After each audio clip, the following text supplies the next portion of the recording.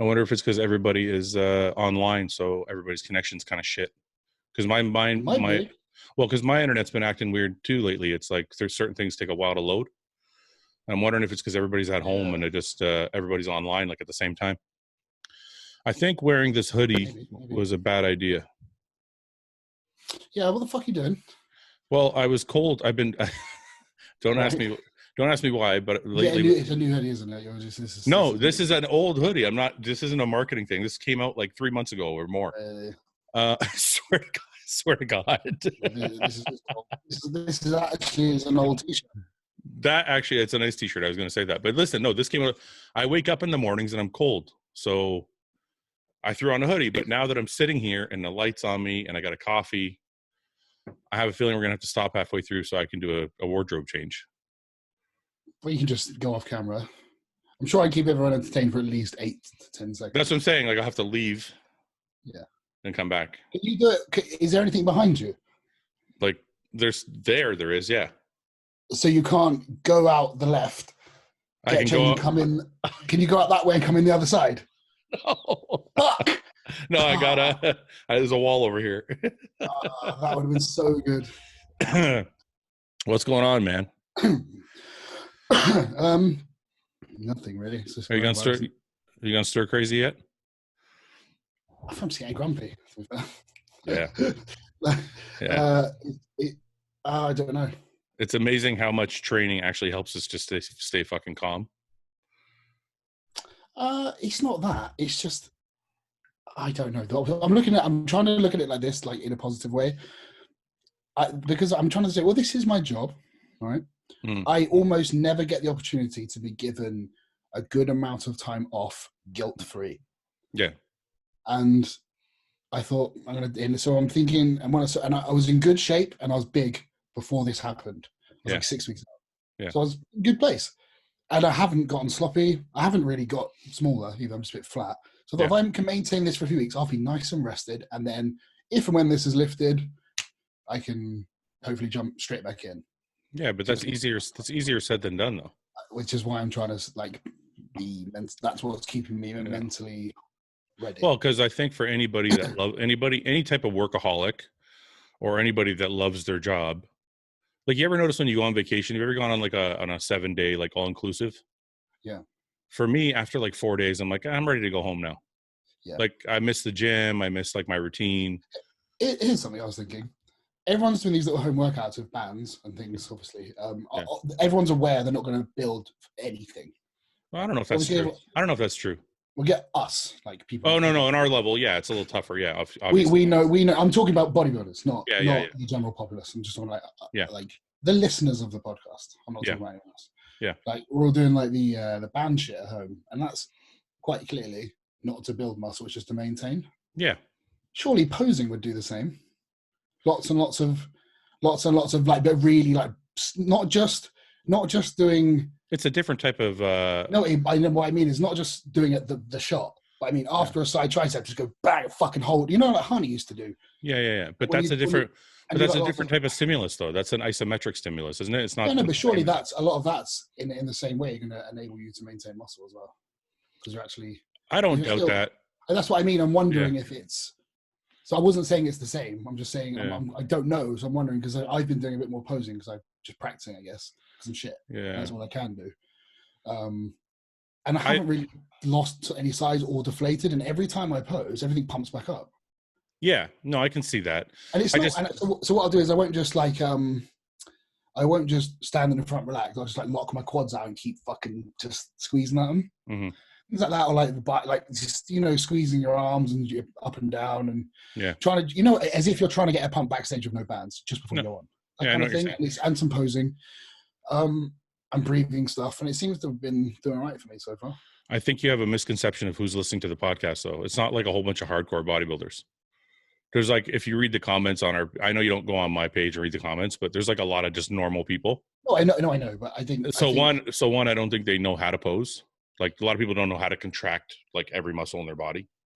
And I think too, it's like just the normalcy of okay, I used to train with weights for an hour. I don't have the weights. Now I'm going to train with bands for an hour. Well, I was kind of going off on because you said to me, how am I handling things? Yeah. And I was thinking in a way of as a bodybuilder, in the way, because I have got bands. I may or may not start doing some band stuff. I might snap eventually.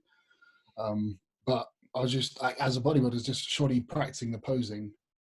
I've seen it maintain more muscle than doing nothing. Yeah.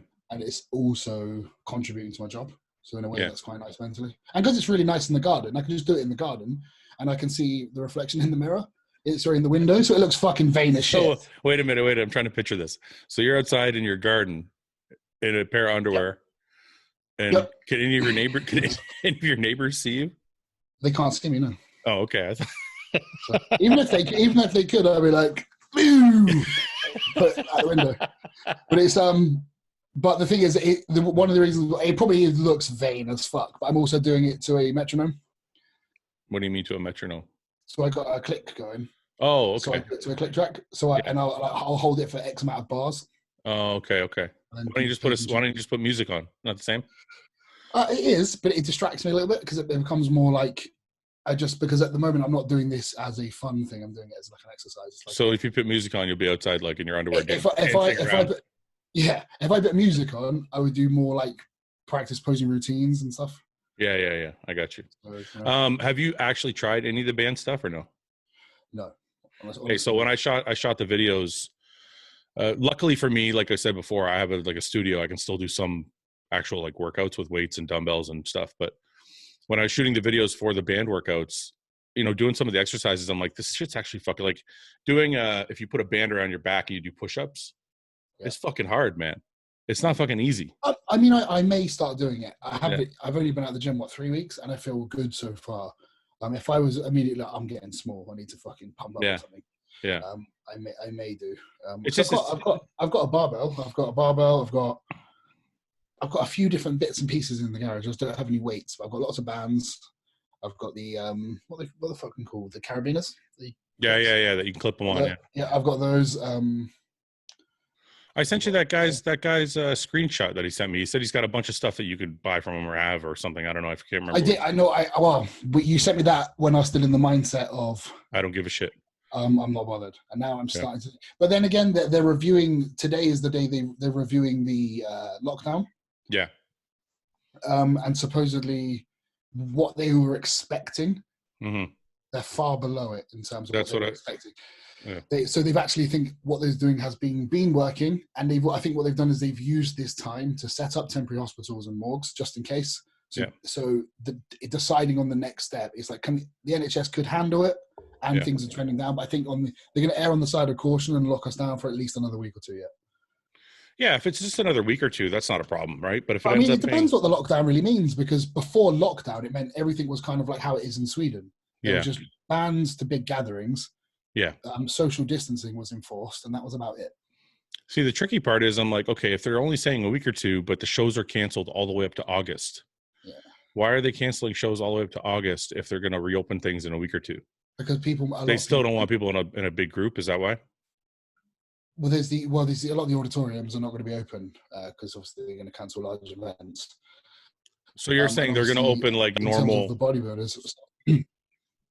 What do you mean? Sorry. What do you mean? Well, I'm saying like, okay, you said like they're going to reopen things in a week or two, or you think they might. Well, no, potentially. I would guess they would revert back to how it was before the lockdown, which is where restaurants were open, like gyms were open, but large gatherings were cancelled. Like no festivals, no concerts, no.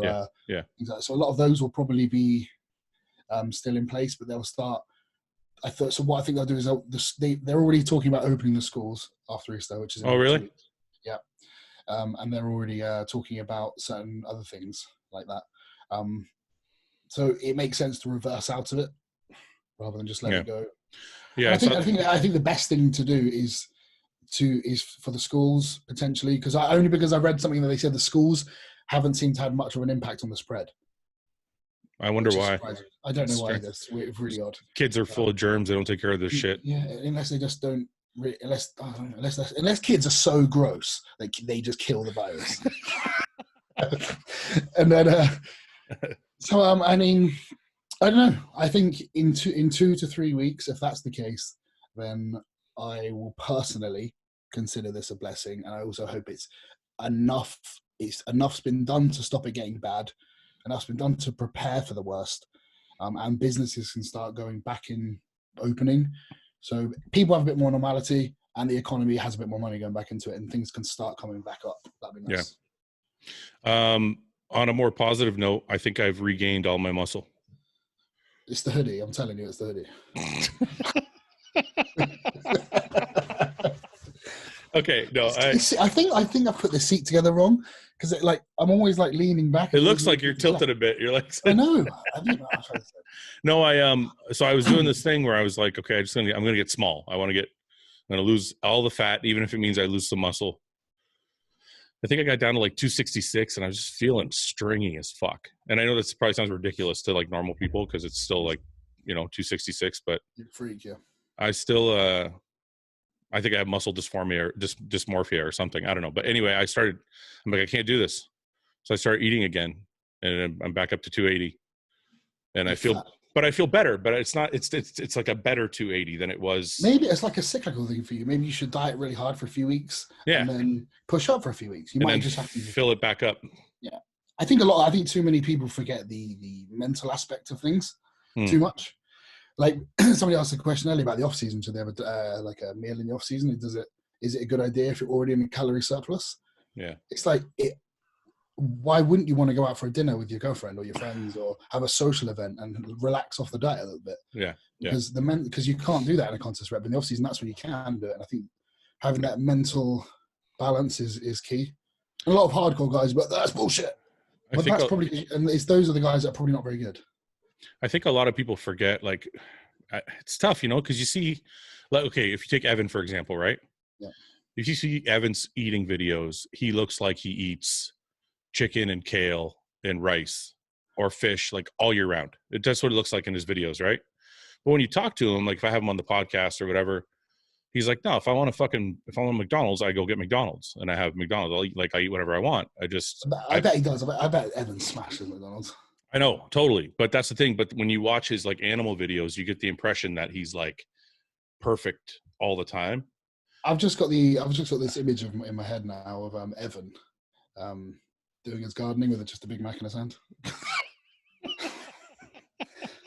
Why would he be gardening with a big one? Where does that come from? Because he does gardening, and for some reason he's got a Big Mac in his hand. And it's kind of it kind of goes against the whole organic, self-made farm, and he's just got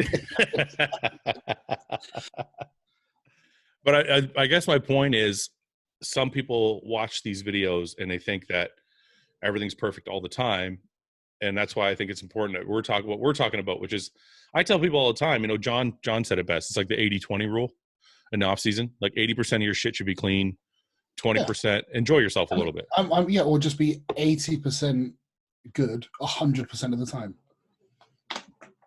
Okay, that doesn't make sense though, does it? Yeah, it does.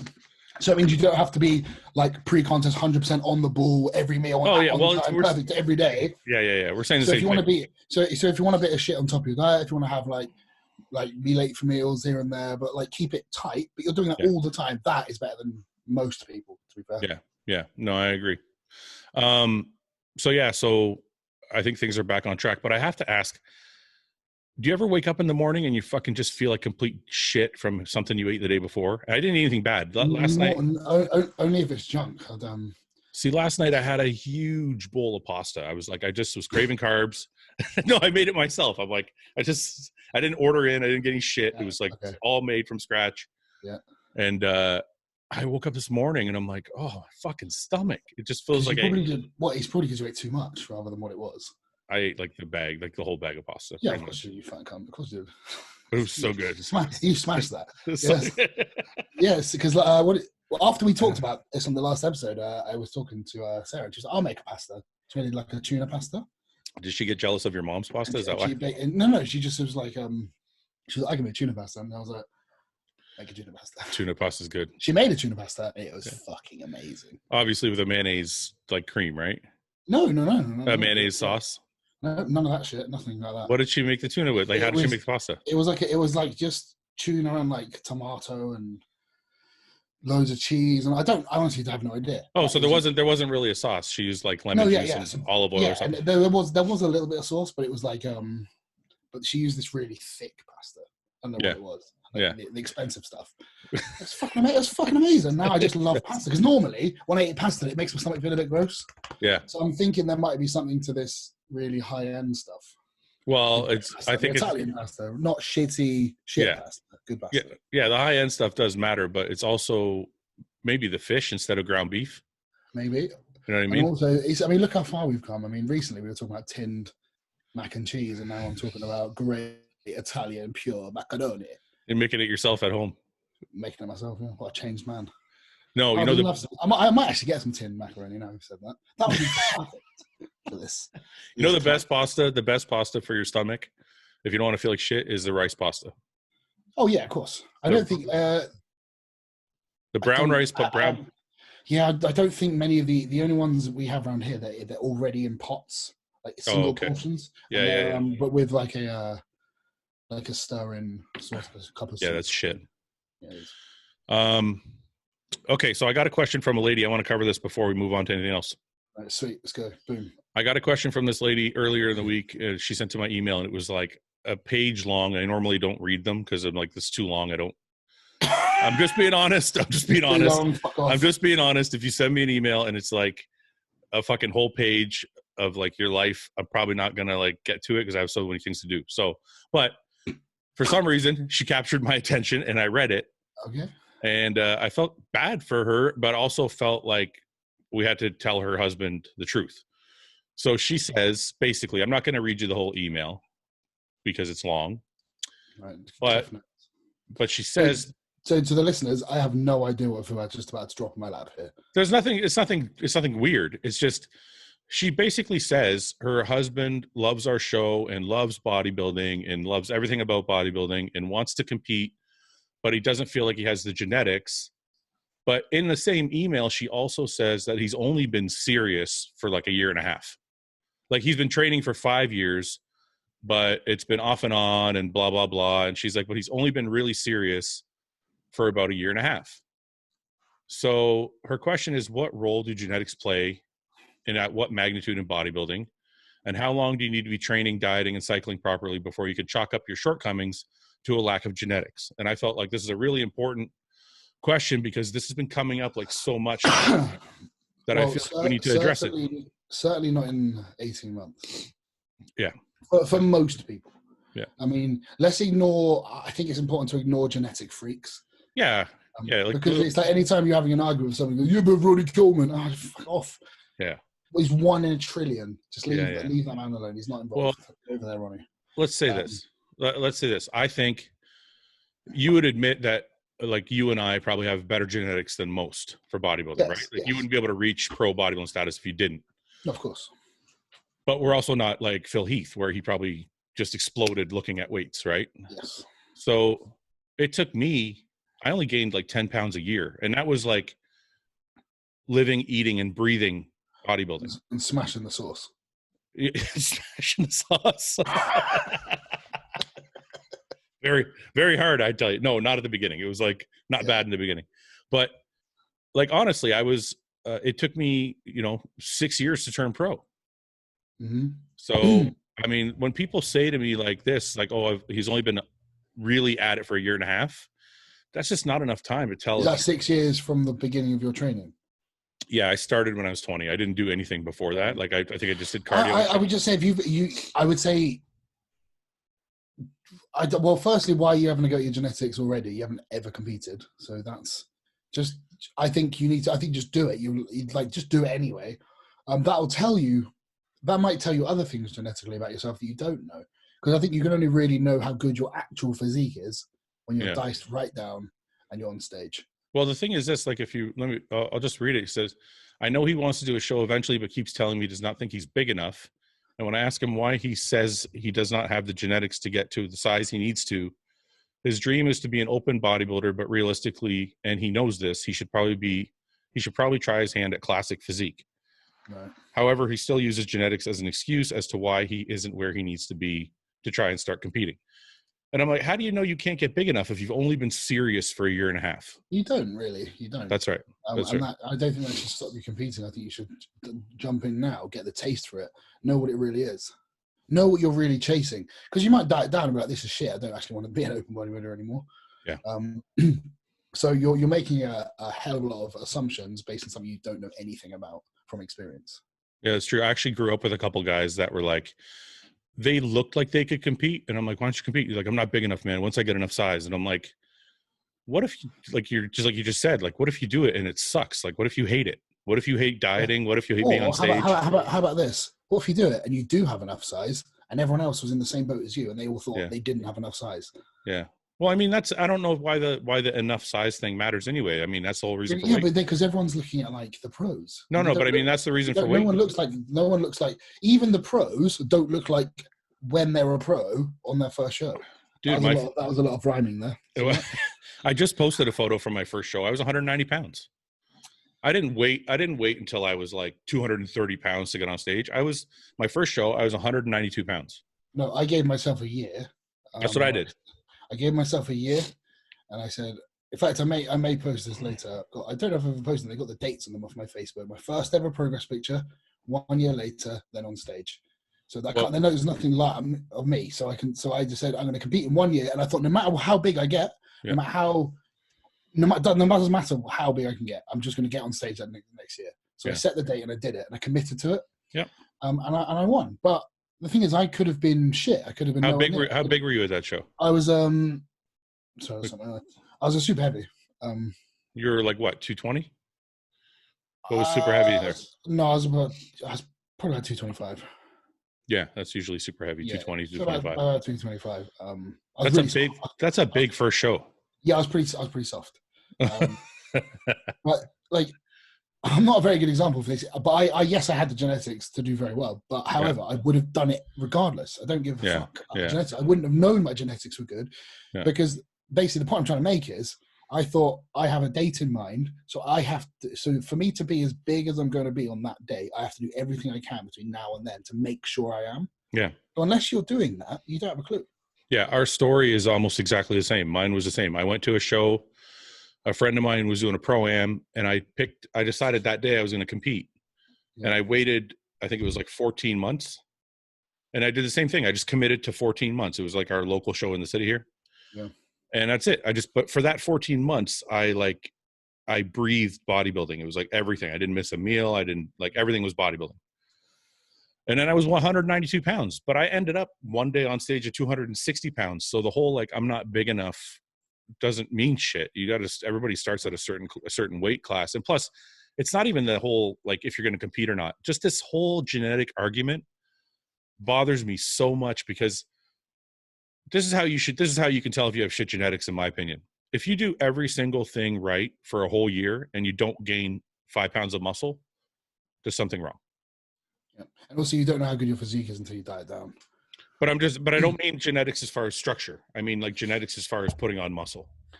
You know what I mean? But I'm taking genetics as just a whole umbrella. And as the way your body looks and everything. Yeah. And you might, because a lot of these pros are definitely not as big as you think they are. Yeah. They just look it. Yeah. And the other thing is, if you put that date on the calendar and you say, this is what I'm officially aiming for, and you commit to it, you'll probably find an extra gear, no pun intended. You'll probably find the extra gear to go up, and you'll probably actually working harder. All of a sudden you're getting more food and you're getting bigger because you have to do everything to be as big as possible on that date. And then after that, then you might be able to have a little go at genetics.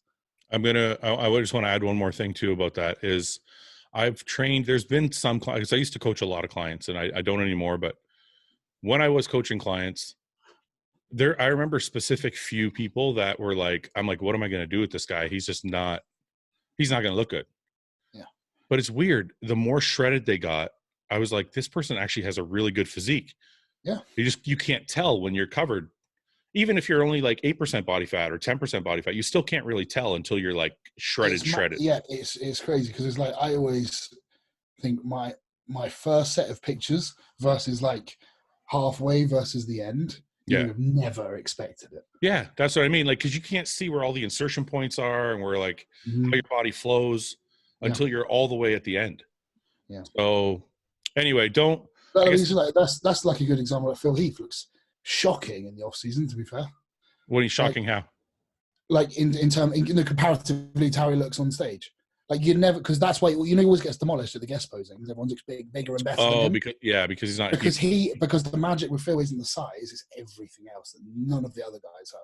Yeah, he's fucking big as well, but like he looks horrible in comparison to how he does on stage. No, I agree. He just looks like your average pro. Well, so of course he looks good, but like for Phil Heath, you wouldn't expect that is Phil Heath. But I'm talking at a level 1 level. Like I'm talking at a beginner level. Mm-hmm. I've seen, like you said, at your show. Like I remember seeing a guy, like even my first set of photos, you would look, you'd be like, what the fuck is it's just but my point is that goes all the way up to the top. Like it doesn't matter who you are, you need to just go through the process to know. Yeah. Because you'd never look at Phil Heath like doing an off-season posing like that guy could be a 7-time Mr. Olympia and destroy everyone. You'd never think that. Yeah. Okay. So the point of the whole question is don't fucking bullshit your way through and be like, my genetics are shit if you haven't really given yourself enough time to figure it out. The second thing I wanted to ask you about that's been bothering me is there's this common theme now that we're crazy for saying you have to eat big to get big. Can you eat? Who said that? I'm just. It seems to be a common theme I keep seeing come up is don't bulk. If you bulk, you're just going to get fat. And I'm a firm fucking believer that the more muscle you want to put on, the more food you got to eat. Obviously, to a certain extent. Like you're not just going to slop out. No one wants you to turn into a fat piece of shit. No one is saying that. No one is saying that, for fuck's sake. Okay, so let's go with the enhanced people first. People that are on gear. Yeah. If you eat, Greg Doucette brought this up, and I'm not targeting Greg. It just because a lot of people have been saying it, and Greg's probably the most popular one. Greg said you can eat like 30 calories above your maintenance and still put on a lot of muscle. But he also said when saying that he said slowly and over years. So I don't disagree with him. I actually think he's right, but I don't think people want. Yeah, I think potentially, but that's not what people want. That's what I was going to say. Is I don't think people want to wait 5 years to put on 10 pounds of muscle. If you can do it in a year, you know what I mean? Can you grow staying lean? Yeah, but it's very slow, and that's again what everyone knows that. That's the point I'm trying to make. People are just people know they're just talking shit. I don't think they do. I don't think they do. I think people know. Like if I told you, I said you got to gain 10 pounds of muscle this year, otherwise I'm going to kill you and your entire family. Do you think they're going to go 30 calories above their maintenance, or do you think they're going to eat big to get big? That's a very good point. And I'm being very extreme because it is an extreme sport. It's an extreme. No, but that's a very it's an extreme analogy. But you're right. If that was the rule, then nobody would fucking eat 30 calories above their fucking maintenance. No, not for no, absolutely not. When you have a target in mind, you have to do it. You have to do what it takes to get there a lot of the time. So are we in agreement that, because I feel like people are making me feel like I'm crazy. So are we in agreement then? Yeah, we are. Well, I'll give him that question. Just say, I'm going to give you 6 months to put on as much muscle as humanly possible, or I'm going to kill you. You've got to put on 10 pounds of muscle in 6 months, or I'm going to kill you. Go. And do you really think they're going to do? Ask them that. Say, what would you do? Yeah, I feel like some people just like to be controversial. Some people like, and again, we're not even disagreeing with guys like Greg. Yes, it's very possible. All of that's possible. All you got to do, you do have to be in a surplus. That's kind of. I do agree with Greg. I do agree with Greg. The main thing he said was that it was going to be slow and over years. Yes. But I think he needs to really specify that. Like, it's not 1 year. Yeah. It's not. You're not going to put on.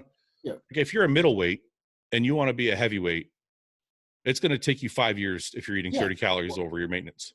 Yeah, and well, let's put it this way: as bodybuilders, we have a contest season and an off season. The off season, as some bellends like to call it, the improvement season. Don't call it the improvement season. Just call it off season. Just shush. It's off season. It's always been the off season. Shush. Everybody always wants to change everything. I know. Shut the fuck up. I'm gonna make a shirt that says improvement season. Yeah. So they are the 2 seasons we have. Right? So we're either dieting or we're putting on muscle. So if we only have 6 months out of those 12 months to put on as much muscle as you can, I'm not staying lean. You can tell you that for nothing. I think the average person, unless the goals shift. If the goal is to gain as much muscle as possible, I'm not staying lean.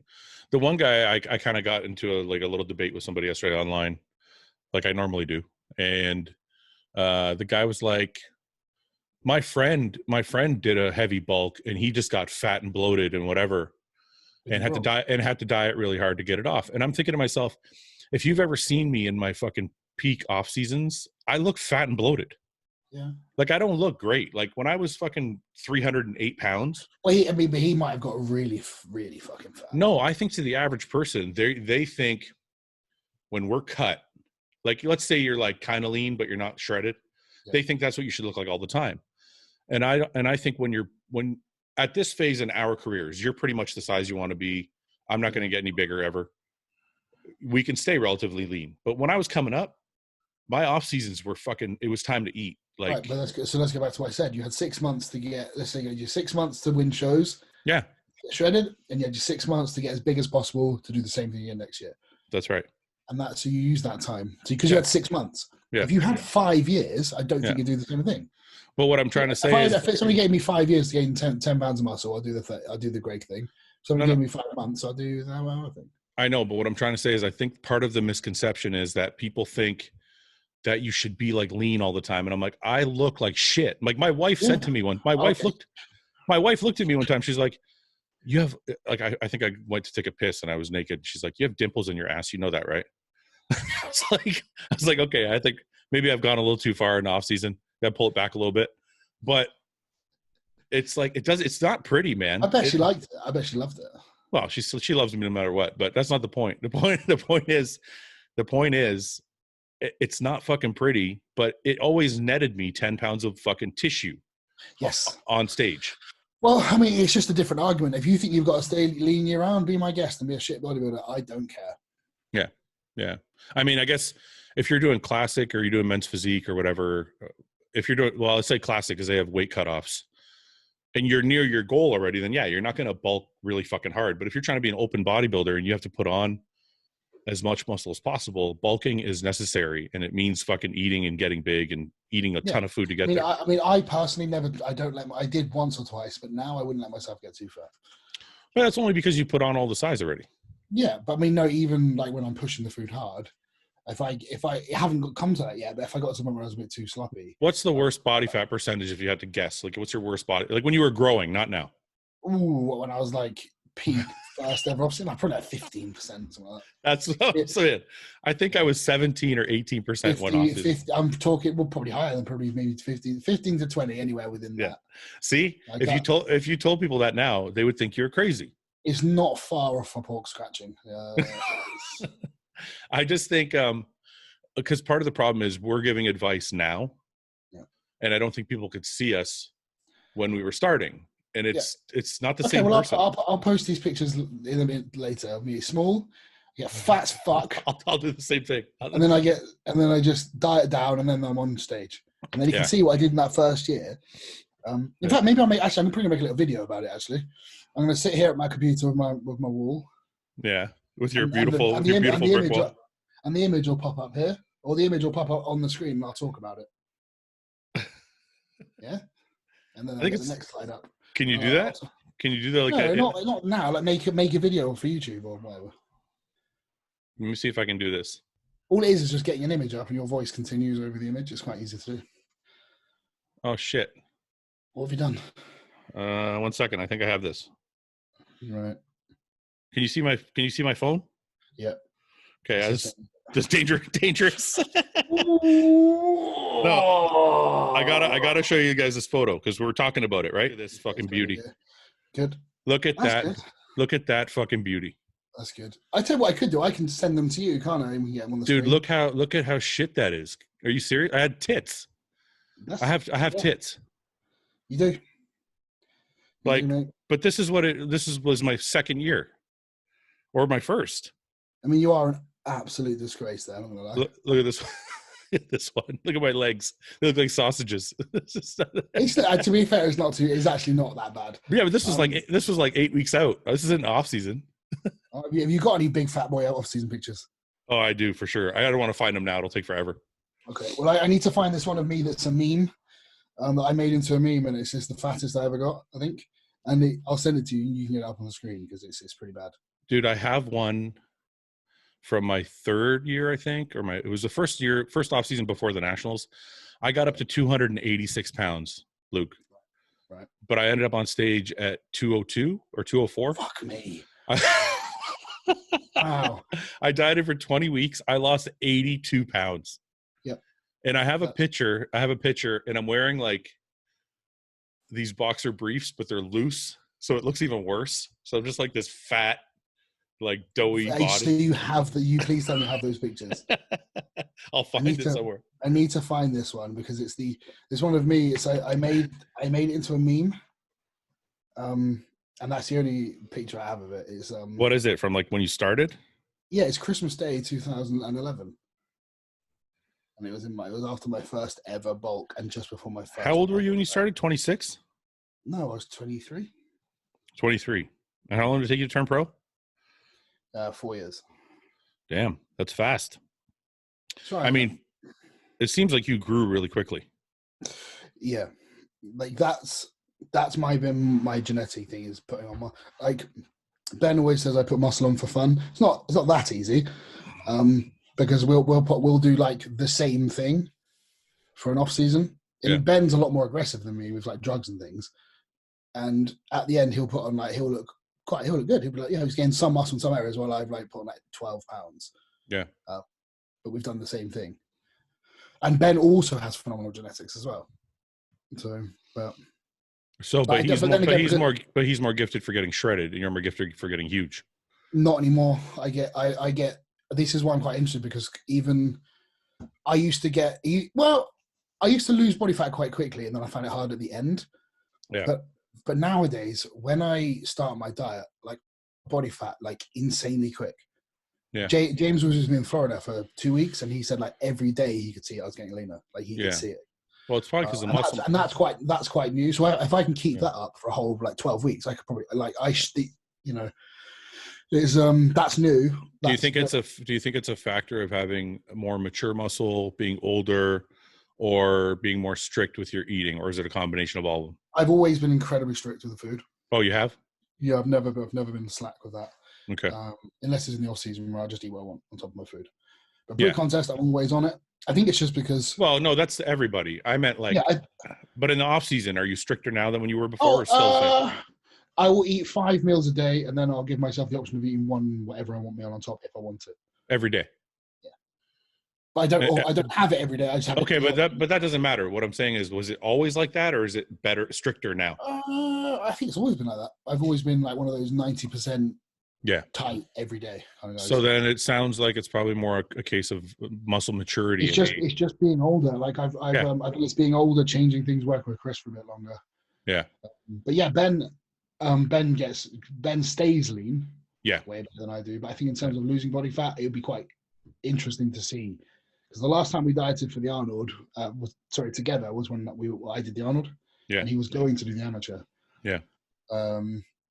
But going back to the genetics things and me gaining tissue quickly, I don't know whether it's just purely genetic, because I do work really fucking hard. So that's why I don't know whether it's.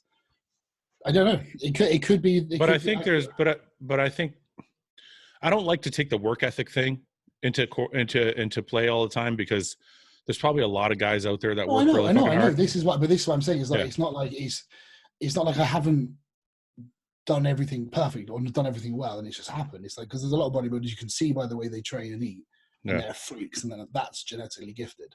I can't do that.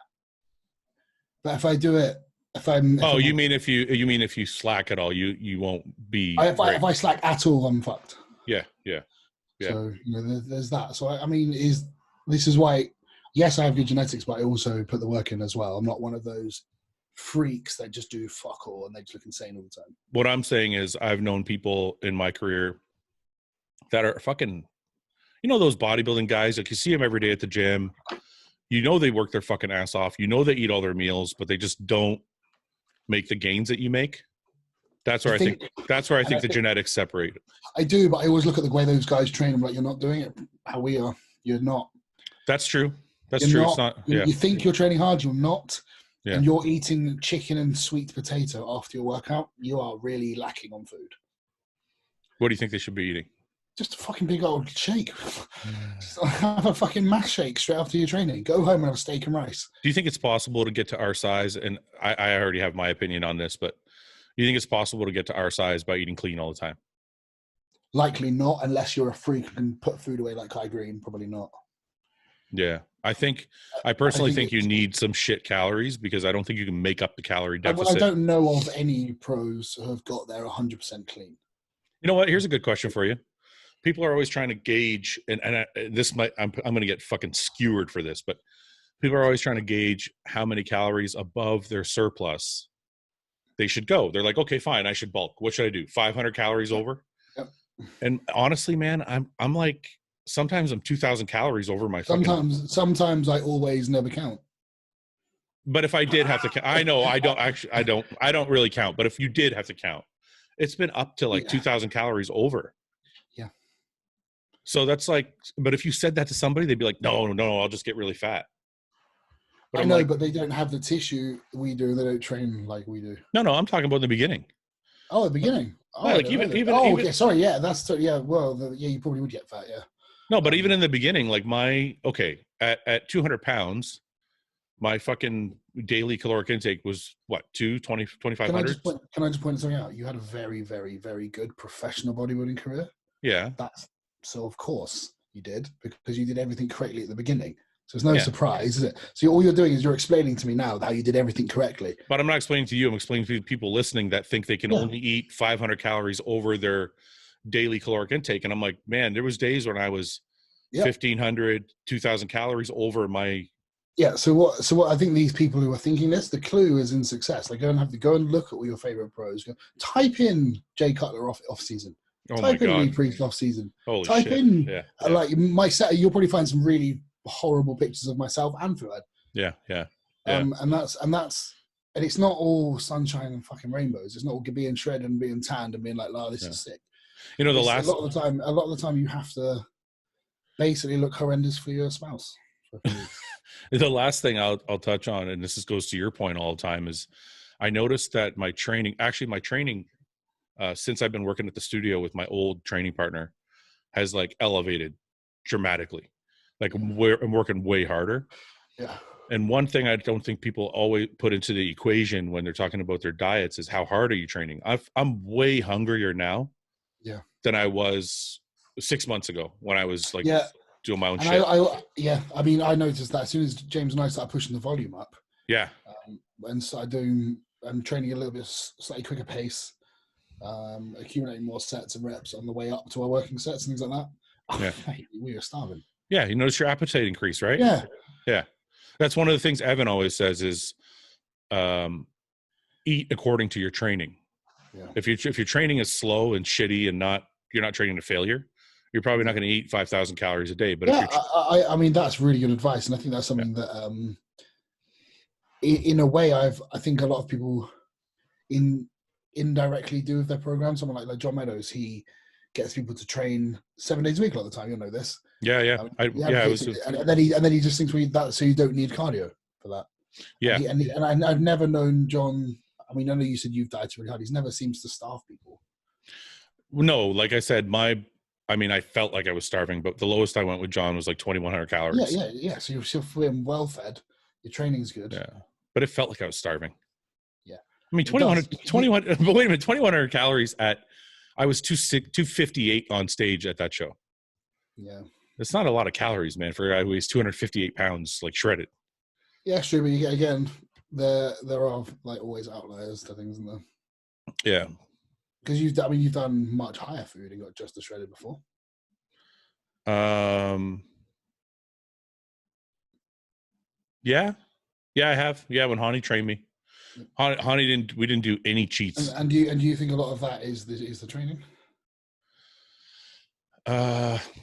I think, you know what it was? It's just also something Evan talks about all the time is your metabolic adaptation. Like, you know, Evan talks about, and this is something I think a lot of people also forget, is the more you can eat in the off season, the higher the more you're going to be able to eat when you're dieting. So if you can get your body accustomed to eating 5,000 calories, when you strip off 500 and you go to 4,500, you're going to start losing body fat. Yeah. Well, right? that's kind of what Chris has me do. So I eat all this junk food on top of my diet. Yeah. And he just pulls all that out. But you're still eating like a whole shitload and then of the actual, all the normal diet's the same. That's right. He's just pulled the shit out. So I'm still eating a big amount of food, but because he's pulled the shit out, my body fat just falls off. Crazy. I think that's what happened with Haney's diet is he pushed me really hard that off season. Yeah. And we were eating a lot of clean food, like 5,000-6,000 calories. So when we started dieting for the show, all he did was pull a couple hundred calories here and there, and I just kept getting more and more shredded. But it's because my body had adapted to eating like 5,000 calories a day. So I didn't have to diet all the way down to 2,000 calories. Yeah. You know what I mean? So I think go back to the training thing. It's like if you're doing like a low volume DC training or Dorian style training, you probably don't need an intra workout. 100 grams of carbs in it. No. I don't, the intra workouts with like, when I first started with John, he wanted me to do like 150 grams of carbs in my intra workout. And it worked, I guess, but I got bloated all the time. Even with like branch cyclic dextrin, it was still too much. I don't think you need that much like carbs intra. I think. No, I don't think you do either. 25 to 50 grams, I think, is like more than enough just to shuttle nutrients. But anyway, I don't know. I hope we got our point across on a couple notes. I'm pretty sure we smashed that one. All right, let's get to some of these questions because there's like 500 here. No, 200. Okay. That's a lot. I'm 23. Will you adopt me? No, sorry. I didn't mean to read that. It just the first one that came up. Okay. That's a no then. That's a no. I won't adopt you. No. That's aimed at you. Okay. Well, it says Fouad. I'm 23. Oh, good. Yeah. No, yeah. Sorry.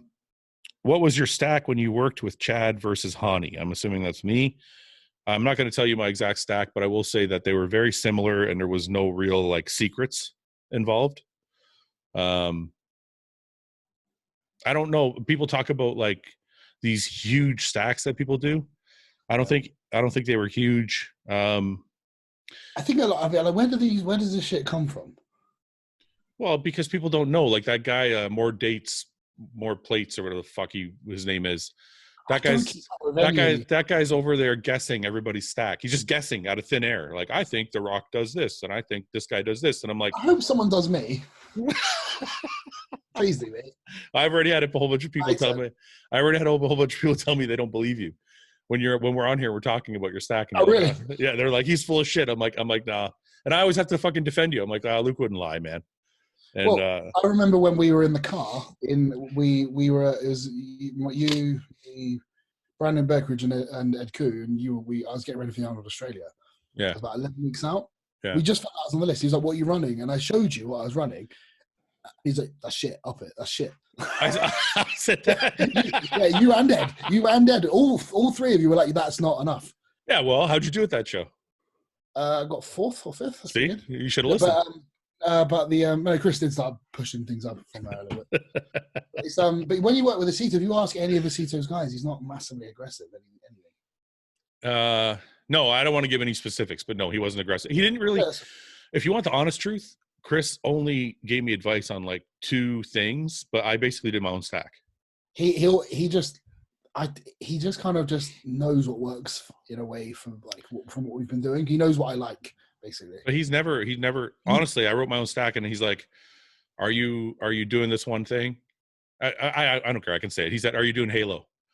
And I was like, no, I'm not. I don't have any Halo on my stack. He's like, okay, add in some Halo. And that was it. That was the only thing. Like the rest of the stack was mine. We never, I don't know. Me and him never talked about drugs. Yeah. So, anyway, as far as Chad and Haney go, the only thing I will say, I'm not going to give specifics. The only thing I will say is Chad used more anti-estrogens. Okay. And you could see it in my physique because on stage I had a fuller look with Haney, because I think if you take too many anti-estrogens, it kind of like gives you that, almost flattens you out a bit if you take too much. And like we were doing Letro and shit, and Letro just makes me feel like I want to die. But I think that was the only difference really. The rest of the stack was pretty much the fucking same. Do either of you coach at all? Oh, you already answered this, Luke. Okay. The Pride of USA says, would you rather fight Prime Mike Tyson once or talk like Mike Tyson for the rest of your life? Probably just talk like Mike Tyson. I really have a problem with talking like Mike Tyson. I don't know if you sound retarded or if you sound like Mike Tyson. Well, he just has a lisp. I wouldn't mind having a lisp. Chris Bumstead's got a lisp. You know what I love about Chris Bumstead? He fucking owns it. When he came out with that shirt, savage. Oh my fucking! I laughed so hard. I think it's great because my sister's got a lisp as well. Isn't it great when you see somebody like just own their shit? He's like, yeah, you can't help it. It's like, fuck it, who cares? Yeah, no, he's great. I thought that was great. It was like, and the best part is he came out with them and then they like sold out. So you can tell how much like his fans like love him. You know what I mean? Yeah. A coffee toffee says, do you think Lee Haney has any controversial Olympia wins, and why not? I'm not particularly familiar with that era as much as I should be, maybe. Like I know who everyone was, and I'm not like familiar with all the exact placings versus each year. It wasn't really my era. So I'm not as well versed on that. Then I'm not either, but if I think back about the people he beat, you know, I can't see Rich Gaspari being better than Lee Haney. You know what I mean? Yeah. I know. I don't know. I know of all the guys back then, and that's the only one I think was comparable was Dorian, and I still think Lee was better than Dorian that year. So, but yeah, I agree with you. Lee was pretty fucking incredible, wasn't he? Dude, honestly, it's such a like nowadays. I think he would get knocked because, you know, now guys have bigger legs and all that, right? Yeah. But honestly, as far as like the people on the street walking around, what they would like to look like, yeah. It's fucking perfect. Tiny little waist, massive chest. I bet he was actually still pretty big because wasn't he like in his 250s? He was only 5. Yeah, he was the biggest guy. Well, this is the funny thing about bodybuilding is people are always like, "Oh, the freaks." It's too big. It's too big. I'm like, that's why Arnold was winning. That's why Lee Haney was winning. They were the biggest guys. It's true. It's just that the biggest guys then were not as big as the biggest guys now. But I think Lee Haney has like the perfect like walking around on the street physique. You know what I mean? No. I mean, like, okay, let me preface that. I mean, like, because nowadays in bodybuilding, your legs have to be like fucking 35 inches around, right? I don't think Lee had massive legs. So in bodybuilding terms, Lee was just what you mean is Lee was like statuesque. Yeah, well, Lee is how everyone would imagine a bodybuilder to look like, how you'd want to look like. That's exactly what I mean. Yeah. Ben Cardone says, how do pros control side effects like acne, for example? Don't get it. I'm just going to say most of the guys you're seeing are probably older, so they've probably already gone through it. If you look at a lot of the younger guys, the amateurs especially, you'll see quite bad skin. Yeah. I think a lot of it's just aging. I was the same. Yeah. Rich Padovano says, left side of my body is smaller than my right. It's another asymmetrical question. What do you think? Chiropractor. Go and get these checks out. Okay. But do you really think that's it, though? Because doesn't everybody just have, like, even coming up, like, this arm was bigger than this arm? Yeah, but, like, if it's like, sometimes it's just good to know, because, like, they might be like, and they might actually be able to say, yes, it is, and this will help. You know what? Sorry, go ahead. I just think that things like that is good to rule things out than just guess. I wonder if I should have done that a long time ago, because this whole side of my upper body is bigger than this side, and this whole side of my lower body is bigger than this side. It's like crisscrossed. I think that's very normal. Is it? Yeah, I think I'm a bit like that. Aquabi says, oh, you already answered this. Spada Fitness says, what type of training did you both first start out doing? Mine really hasn't changed. Mine hasn't. I would just say the style hasn't. It was a very much DC training. So it was the heavy stuff, progressive overload. And then I just adjusted from the upper-lower split to the push-pull leg split to a bro kind of split. Kind of following the same principles. And then up until literally January this year, I've just flipped things on the head and I now just train like Fouad. Like I'm just a normal, traditional bodybuilder, just probably a bit heavier because I'm younger. You're such an asshole. You just had to throw it in there, right? I could have said because I'm not. I used to fucking train heavy, motherfucker. Let's see what you're doing when you're 41. No, that's what I mean. But that's what I meant. I meant it in a nice way. I didn't mean it as like because you're fucked. I meant it like when you were my age, you were doing the same shit. You know, it almost is a little bit painful to think about. Like I used to do on a regular basis, like my back workout, I would do like 8-plate T-bar rows, and not with dog shit form either. It was like pretty good. Yeah. I would do like 8-plate T-bar rows. Then I would do like 4-plate barbell rows, and I would finish with deadlifts. And I was just, and I know that's all normal for you. Yeah. But now I can't. No, but the thing is that I'm starting to move away from that because I've done it. Yeah. I wonder. I'm still gonna have it in there. I'm just gonna train more like a bodybuilder and not just try and get stronger. Basically, I'm gonna just chase the pump with weights now. Yeah. I wonder if with as much weight as possible, as many reps as possible, just get as much, just kill myself. Yeah, but be careful. That's what I did. I wonder how strong I would have gotten had I trained more like you, because I've always been a heavy weight, high volume guy. Yeah, probably a lot stronger. I wonder if I would ever pulled back the volume, how I would have done. Yeah. Because I never ever did. I was always mental about doing. Yeah. I kind of wish when I was a bit younger, because when I was like in my mid-20s, I started pushing my strength a bit harder then. Because I started late. Because if I was like 25, like Nick's age, Nick Walker, like his age is 25. Yeah. He's a freak. Yeah. But I hadn't been training 2 years at that point. There's no way near going to be that kind of strength or mass. So wait a minute, you didn't start training like heavy? No, I did, but I wasn't that strong in 2 years. Like yeah. Like I mean, it hasn't taken Nick 2 years to get as strong as he is. Where did the strength jump come from? What did you do differently? I was always strong. I was always very strong. But I mean, I didn't start getting into my peak strength until I was nearly 30. Is that just time, or did you do something? That's because I started late. So I'm saying if I started earlier, I might have peaked. No. I know. I'm just saying for people listening. I've been able to carry it on for it longer. I'm just saying for people listening, was it like a linear strength? Like, did it grow normally, was there a jump somewhere? I think it was pretty linear, and then there was a peak off season when Ben and I were pretty crazy in the gym with all our, because everything was crazy heavy. You ever wonder why some off seasons are just awesome and some are like it wasn't that. Nothing was that apart from maybe the deadlifts. Yeah. Nothing was like insanely heavy. It wasn't 100 kilo dumbbell. It was 220 pounds. It wasn't any of that stuff. It was like across the board, everything was very heavy. Nothing was like outrageous. Like what the fuck? Everything was really pushing it. Yeah. But I don't mean just training. Like I can look back at my career and go, I remember that off season was perfect. And I talk about like food, training, everything, and then the gains I made. Yeah. But I have so many, like it's like kind of like this. It's not like they all just went. Yeah. You know what I mean? Yeah. I mean, I kind of got it in the back of my head. I hopefully can replicate that, how good that Arnold Classic prep was. Yeah. Because that was pretty spot on. You answered a lot of these, asshole. I answered the short ones that are easy to answer. That's the best ones to read. I got to read the long ones? Yeah. Well, I was in bed in the middle of the night, and I thought I've got nothing to do. The Mike Main says, How are you gonna let Sean down easy when you take a spot as the Olympia commentator? I don't know. I hope they ask me. I don't think they're gonna ask me. I should ask. I don't think they would ask me. You know, I asked. I think I asked Dan Solomon to come on the podcast, and I don't even know if he responded.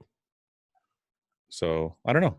I don't think they would. I don't think it to me. It seems like one of those positions that needs to be either the sponsor of the show usually gets, their choice, or it's like they want a Hall of Famer doing it. You know what I mean? Like a Sean Ray or something like that. So I don't know. I think maybe we should put a petition together. Don't do that. You're just going to piss them off. Don't do that. I don't know. I think it's doable. I think if we speak to the right people. Yeah, I don't. You know what? Let's just if it happens organically, it happens organically. Let's just say that. What's your preferred ester for your PEDs? I don't know what that means. It depends. You want it's like long or short, but it depends on the. Yeah. Next.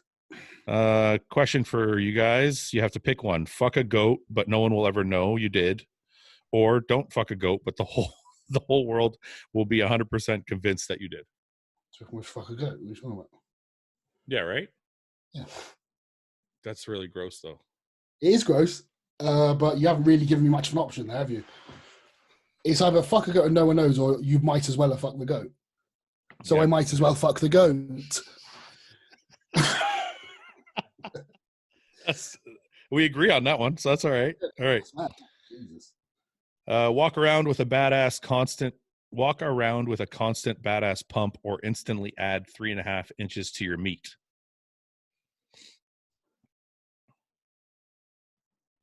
Probably the pump. I'm going to add the meat. I can get the pump. I don't need to walk around with a constant pump. That's uncomfortable. I don't know that. I'm pretty happy with. Oh, I'm happy with.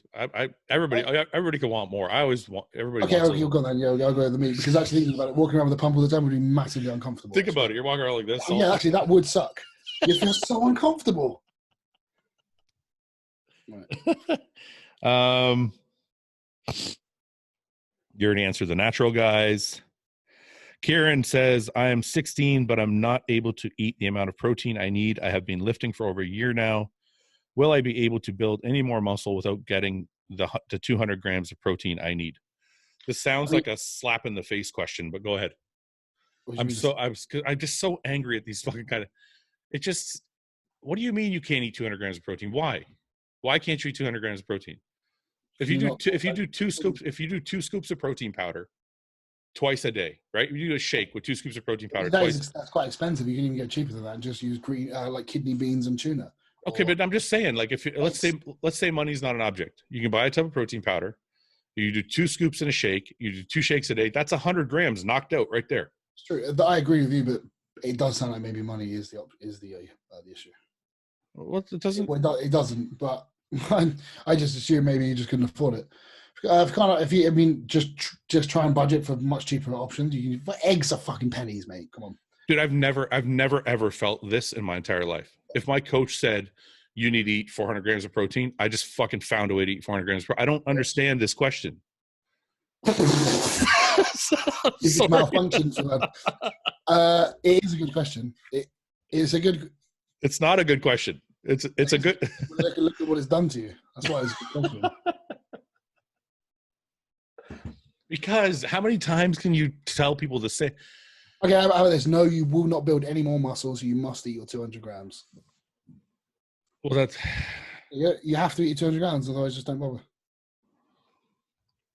sure you'll find it. I'm sure you'll find 200 grams of protein.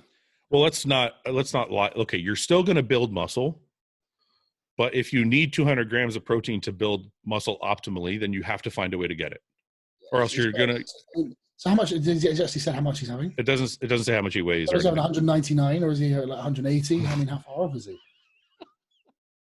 Imagine he's 1 gram away. He can't do it. Yeah. It's like in Monty Python with the wafer thin mint. You won't be going to see I'm totally lost on that. I'm sorry, dude. You've never been to the cinema. I've been to the. What do you mean? I just don't watch Monty Python. Yeah, so I'm not a big fan. I'm not a massive fan. Okay. Yeah, and that's sacrilege because I'm British as well. Kyle Aaron says, have either of you guys eaten much game meats or included them into your prep? No. No, only because I don't hunt, but I know a lot of guys who eat venison and shit like that. So it's just simply not a readily available option. That's the only reason. Yeah. Diego says, will Athleticon have a better lineup than the O since it's invitation only? Well, if you look on the way they have to invite people, there's going to be no one to invite at this rate, so who knows? Yeah, because isn't it like from winners of previous shows or something like that? Winners from shows, top 3 Olympians, or Mr. Olympia, speaking of. JXY says, would you rather be publicly gay but secretly straight and be Olympia as long as you are, or be as you are as you got to read this question. It's insane. Okay. I've read it. I don't know. I think that just sounds like you have an issue with being gay. If I was gay, he's asking if you want to be gay and be Mr. Olympia or rather be straight and never win and have a shit physique, but have women throw themselves at you. Okay. I got it. But if I was gay, if I was gay and Mr. Olympia, I'd have men throwing themselves at me. And that would be fine. That would be fine because I'd be gay. Because you'd be gay, yeah. This question doesn't make sense. I'm not gay, and I'm fine to say that. But if I was gay, and anyone listening says, "Oh my god, he's so gay," if I say, just fuck off, shut your fucking mouth. If I was gay and I was Mr. Olympia, I would have men throwing themselves at me. Would I know? So I would maybe just go for that option. It's funny because it's actually the same scenario. He's giving you the same scenario. The same scenario, but because I'm not gay, he's expecting me to go, "Oh, that's so gross." It's like if I was gay, it would be great. It would be great. You'd be like, if I was gay, I'd love cock, but I don't. You know that Bodybuilding and Bollocks page is going to cut that out. They're going to clip that little. They clip everything. We need to know who's doing this because some of it is very good. I've talked to him. He's just a fan. I've talked to him. I'm like, dude, you're doing a great job. But their page is more active than ours. So his page is certainly more active than mine. It's awesome. The guy does. I need somebody like that to take over my Instagram. I need somebody like a PA. I know. Okay, Fadzi96 says, Fouad, how did you know when to start competing? Also, just a general question. Looking for some things to consider or look at before you start. How did I know when to start competing? Well, we kind of touched on this already. I just went to a show and I decided I want to compete. There you go. Yeah, there wasn't any like clues. It was something I wanted to do. Send It 106 says chronic back issues were made worse by free weight squats and SLDL. Switch to Smith machine and back issues are nearly gone. Do you think the same muscle gains can be achieved with a Smith versus free weight for these moves? I think yes. What do you think? Say again. Okay, well, basically, it sounds like he had back issues from squatting. What's SLDL? Yeah. Stiff leg deadlift? So, it sounds like he had back issues from squats and stiff leg deadlifts, and then he switched to the Smith machine, and his back issues are gone. And I think, obviously, it was a form issue, and if that's what the problem is, then use the machine that helps you with your form. I always say this kind of same thing. It's like, if something hurts, don't do it. You don't have to be like married to a lift. Yeah. I always tried to squat because I thought I had to squat, and it pissed me off when I didn't. I got quite strong, but they're so awkward. They're shit for me. I just like squat. Can I tell you the truth about the squats for me is they did make my legs bigger, but I feel like they actually made my ass bigger than my legs. Do you think? Like my hips feel like they're wider than when I started. You're a very good squatter, though. But I think it's because of my fucking ass. I don't think it's because of my legs. And then no, I mean like your technique and your positioning and everything. Yeah, like look really good. Yeah, I don't. I can't get under the bar properly. I don't feel like. I feel like if you don't squat properly, and when I say that, I mean like I squat with a wider stance. I feel like it's more ass. Probably. And then I think that's also kind of blown out my obliques a bit. And blew up my hips a bit, where I used to have like this small. Maybe. Yeah. Well, I just find that like the last few sessions of hacks, I've actually done something. Like the last session of legs I did, this is all I did actually, and it sucked. I did leg curls. I just worked up to like a DC style rest pause set, and then I went on to leg extensions, supersetted with hack squats. But they were sets of 25 on the leg extension, sets of 20 on the hack. That's ignorant. Going up one plate at a time until I got to 7 plates, and then I bailed out. You didn't do 7. You didn't do 7 plates for 20, did you? Yeah, and that was my drop. And then I did a drop set. No, you didn't. And that was it. And you did. Wait a minute. I need a video proof of this. So one set. Well, yeah, but no. This. When I got to 7 plates, it wasn't a consistent 20 reps. Where you're racking and then unracking? I did like 6, and then I hold my, and I'm fuck, and then that's still hard. For another 3 or 4 more, and then I just make sure I did 20. Okay, but wait a minute. So did you do you did the 25 reps on the leg extension? Yep. And that was all this. That was the same weight. That didn't go up. No, I know. So your last set, you did 25 reps on the leg extension, and then you came over and did 20 reps on the hack with 7 plates. Yeah. That's fucking ignorant. It sucked so much. It sucked, but it was like it. But it wasn't like a nice. It wasn't a consistent 20 up and down. Like doesn't matter. It was a fucking slogger. Doesn't matter. Sometimes. I think I halved it and then did another 20 just from the bottom. Yeah. I've been doing a lot of that for legs recently. Just higher, just stuff that is not in my comfort zone at all. Yeah. And they were the biggest they've ever been. But you've probably been getting sore as fuck from it. Yeah, I mean, if you look at my last set of pictures, I mean, I look bottom heavy. This guy I'm working with he's the guy that got me started. He's one of these people that just doesn't give a fuck about your feelings, and not like people say it now. Wait. So that's the hack sort of thing. It was reverse banded. I was reverse band. Sorry. It's still fucking still hard. Anyway. Oh yeah, it's hard, but it's not. He's had reverse band. So he's been pushing me in the gym. I've thrown up twice in the last month. Nice. And I don't throw up. Like, it's been 10 years since I've thrown up. Yeah, I mean, James and I started throwing up. No, sorry. I started throwing up when James and I started pushing the volume up because I'm not used to it. The volume's hard, man. And a lot of it's not because it's like even doing 20 reps with like just at the beginning when I first started, just doing 20 reps, just the leg extension with like no weight. Yeah. It'd be like the muscle just was not used to it. Yeah.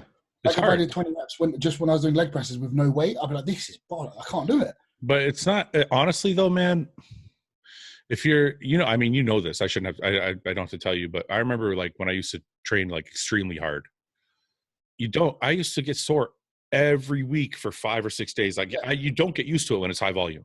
No. So I'm thinking, and you know what? Like when I got home, my legs were super full for days. They were sore. Yeah. Really sore, but I didn't feel trashed. Yeah. And that's the thing. People are always like, well, high volume or heavyweight. And I'm like, if you want big legs, it's both. Like you said. Well, that's yeah. And it's like, so I did 7 sets in total. 7 sets. The only one to all out failure was that last one. Yeah. Yeah. But even your previous ones, even though they're not to failure, they're still fucking hard. Yeah. When I got to 3 plates onwards, they sucked. Yeah. Yeah. I think I did 5 plates. I think I did 5 plates in one sitting. And I did 6 plates. I think I did like 15, paused and did 5. And then I think the last one I did over like 4 attempts. Yeah. Well, this is the thing. This like the guy that's training me, Mike, he's trying to keep me from getting injured again. So we've been doing more reps. We're still using kind of heavy, like, I don't know, it's not heavy, but like we're doing 3 plates, 3.5 plates for squats. But he's got me doing like 20 reps. And we did like 8 sets. Yeah.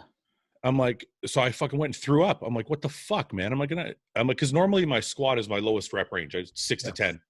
Yeah. And he's like, no, we're doing 15 to 20. I'm like, I can't fucking handle that shit. I can't breathe through it. I'm like just running out of air, right? Next thing you know, I'm fucking puking my guts out. But my leg soreness is back. It's the oxygen there. Yeah. Yeah, but that's how I've been in terms of my training. I've just been doing more because I built this foundation of strength. We went way off, eh? Is this guy allowed to use a Smith machine or not? Yeah, no. So we basically, I think what we basically said was do whatever's comfortable. Okay. Sorry. But you've just thrown me off now. Don't know where we are. I'm sorry. Because I looked at the question, I was like, oh shit, we didn't even answer this thing. I probably wasn't even good. Fuck. That's gone. That's completely gone. We were talking about training, weren't we? Yeah, we were talking about high volume and oxygen deficit and how squatting for. Oh yeah. So I was going to say. So I've already, and yourself, we've built a foundation of strength. We've gotten strong, so we can do that high volume using a good amount of weight, a heavier weight. Yeah. Because we are strong. Yeah. So yeah. Strong being a relative term, because. Yeah, but if you're doing I'm still doing 4 or 5 plates on barbell rows. Yeah, I can't do that. I've done 4 plates on the incline now since I've torn my pec. So that's good. Did that deform at all? A little bit, but in a good way. Like looking back on it, this chest has always this right pec has always just looked shit. Yeah. And I never really noticed. Yeah. And now there was always this bit that was like flat that like pull under my armpit. It would always make this pec look just shit. Now that's the bit that's popped. And now it's just all that's happened now is this pec has just gone really round and separated. Yeah, isn't that great? There's a little bit there, and because there's a divot on my left side. Yeah, there was never a divot on my right side. So now they're even. Now you've torn both. Perfect. Yeah, to me, I tried to show Chris, he couldn't see it. Yeah, you're probably the only one that's going to see it. I was like, and to me, it's so fucking obvious because when I'm moving, I can see it, and even James is like, well, a little bit, yeah. No, man, it's always going to be most obvious to you. And it's like, but I can see it, and I think no one's seen it in any other pictures. I mean, people have said, "Oh, your left pec." I'm like, "Nope, it's the other one." Damon Jott says, "Is there any benefit of cheat meals in the off season because you're already in a calorie surplus?" That's actually the one I answered earlier. No, it's not answered. No, we answered it together. We were talking about earlier. Yeah, okay. So that's what makes me reference that. D. Fernino 41 says, "Who's got the better, most muscular in this shot?" I do, of course. Yours is really good in that shot. Is that in the? That's the Orlando Pro. I was like 260 there. I don't know. Mine got me 3rd at the Arnold's. I don't know. All right, we have to do a. I just. Your chest is just so round. It's insane. It's my shoulders. Let's see. Let's show everybody and see what they think. Sorry to the listeners. My right pec, even here, just in this picture, just looks wank. It's just not like it's. All right, can you see? Yep. So we go to my page.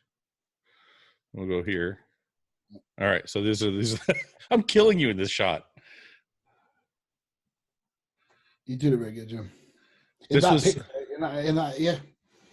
This was my very, very best overall look. Yeah. I think, just because of fullness. Yep. All right. Why do people want us to fight? I don't know. They're always trying to pit us against each other. I don't know. I don't understand. Let them fight. I am the American Dreamer says your lowest body fat percentage going into a competition. Also, does your peak week routine usually change typically? So I've never measured my body fat. Never. No, I mean like never before a show have I measured my body fat. I haven't either. So we wouldn't know. I don't think many people do. Yeah, I don't think a lot of pros give a shit. It's more about how you look. Yeah. And then he says, does your peak week routine change typically? Mine's always quite different because I have to travel quite often. So it's always a little bit different. So I'm not sure. Mine's been different many, many times, and it just depends on how your prep went. I mean, if you're... Of course, that as well. You could be ready early, you could be ready late, you could be holding more water than a different time. I mean, there's so many different variables that it's not always exact. Yeah. Erica7 says, when training chest, you can only train upper and lower chest, right? And they contract in one direction. I hear people saying, do flies to build your inner chest. This is a good one. I think you can build your inner chest, even though he's right about the way the muscles work. Yeah, I think you can change the angle of pull, just like you can on pulleys. And so imagine if you had a load of ropes angled up and you were pulling them. Yeah. Depending on the angle of pull, there'd be more tension through certain cables, surely. Yeah. So I think depending on the leverage and depending on the angles and things, I think you can. Because sometimes if I try and work my inner chest, it is sore the next day. Yeah, no, I know. Now there is anatomically no inner chest. I was just going to say we should explain to people that he's right about the physiology of it. It's just too. Yeah, anatomically there is no inner chest. Yeah. But I think you can manipulate machines and movement and tension to kind of favor those areas a little bit. Yeah, I asked. You have like a leg curls because on leg curl it's just a leg curl. It's the same thing, but depending on which one I've used, I can kind of the tension feels either towards the knee or higher up in the belly. It changes. Yeah, and that shouldn't make any sense. Yeah, but it does. No, but you can change the tension on where the muscle is working, and I've asked John this before, and you can put the emphasis on the inner part of the pec or the outer part of the pec, even though it's all one fiber or one direction. Yeah. Okay. J. Rob says Luke's a fucking sick drummer. Fouad has drums and wants to learn. Please, if you guys ever go to one another's house, film a little segment of Luke teaching Fouad how to play. If you ever come here, you can teach me how to play, and we'll film it. I need some drums, man. Why? I thought you had drums. I've got electric here, and it sounds phenomenal. Oh, I just want to go on an acoustic, like proper real drums. Come over, I got them. Yeah, but to my specs, I want what I want. Yeah, I don't have that. I have like the beginner, like 4 drums. Probably sound horrendous as well. I'm so good. Yeah. I have a clip on my Instagram. No, but I mean the actual drums themselves. Oh, they sound like shit. That's the cool thing about the electric kit, because it's like the module on it is all samples of real drums that have been like treated in the studio, so it's you can change it. Sounds like fucking perfect, and it doesn't sound artificial at all. I thought those sounded like shit till a friend of mine showed. He had a set. He drums. And he's like, I didn't believe him. He's like, I can drum. I'm like, no, you can't. He's like, just come over. So I go over to his house. He puts on Metallica. I can't remember what song it was, but he fucking played it perfectly the whole way through. But the drums were the electric drums. And I'm like, those sound fucking real. Like it sounded real. Yeah, they do. They do. So they're cheaper. They're cheaper though, aren't they? Oh. I thought they were cheaper to buy. Well, maybe. Mine was about $4,000. Holy shit. And I still need that's pounds as well. Holy fuck. I still want to add two more cymbals and a floor tom. So that'll probably set me back another 1,500. I wonder if I'll ever actually learn. It's harder to learn shit as you get older, though. I don't think that's true. No? No. I mean, again, like people said, it is true because of the brain. Shut up. Okay, let's do Instagram Live once a week. From say being a teenager to now, I don't think it's that much more difficult to learn things now. Okay, let's do Instagram Live once a week, and you can teach me how to play. Yeah, I can't teach you because you won't be able to hear anything. What? Oh, you mean the person has to be here? Yeah, I've had people message me and be like, I can show you online. I'll just send you a video and you follow. I'm gonna start getting some lessons, I think. Why are you gonna get lessons? Why I'm a professional bodybuilder, I have a coach. Yeah, but that's because it's your career and you're gonna fucking win the Olympia one day. With drums, it's like it's a hobby. I do it for fun now. So like to pay for some lessons in my spare time, just to learn some new things. Yeah. I thought about getting lessons. I thought it was stupid though. I guess that's the meathead in me. No, I think me doing lessons, it wouldn't be me learning how to play drums. It'd be like perfecting things and getting different like drills and learning just other things that listening to it you can't work out, and then when somebody explains it to you or puts it on paper and explains the sticking, and it gives you exercise on how to practice it and slow it down and break it down. And then it can take you to the next level, that kind of stuff. Because sitting behind a computer, like watching it and playing along, it's not the same. It's really not the same as having somebody there showing you and talking you through it. How bad would you freak out if I just posted a video one day and I was playing like fucking awesome? I'd be like, that's sick. One day. I mean, because I want to do some, because I'm one of those type of drummers I'm more musical than I am a good drummer. What does that mean? So I can play music. So when I can play along to songs, I can play. Yeah. The parts I write for songs. Yeah. I'm very good at that. I'm very good at playing to music. Yeah. But when I'm on my own, I'm not like a clinician where I can like solo and have all these. Oh, I see what you're saying. Okay. But like, does that mean that kind of stuff I want to learn because I think I can help me apply a lot of that. Yeah. Real drummer stuff to music. I don't know if this sounds stupid, but it would sound to me that the guy that can play without the music is better. Not always, because like Ringo Starr, he's technically a shit drummer. Really, that's what people say. But he made the Beatles. He's the drummer of the Beatles, and there's a lot of bands out. There's a lot of. But is there any like intense drumming in the Beatles songs? Not really. No, but he had his own sound. He had his own kind of feel. Yeah. Like Chad Smith for Red Hot Chili Peppers, he has his very unique, his own style. Yeah. His own sound. None of it's remotely difficult. Oh, the Red Hot Chili Peppers not difficult? Not at all. Metallica's difficult though. Some of Metallica's difficult. Yeah. Because there's weird time signatures. That's what when I listen to that, it doesn't sound like there's a pattern sometimes. Yeah, like, and that's the stuff I rap. That's the stuff I find more difficult is because I've always played in 4/4. So I want to learn different, like how to play different time signatures and how to like do polyrhythms. And why does Metallica sound good? Because obviously the drums are supposed to carry the beat. Yeah. Why does Metallica sound so good if the beat's all over the fucking place? Because it's still in time. Like I know it has a rhythm, but it's really because it's still in time.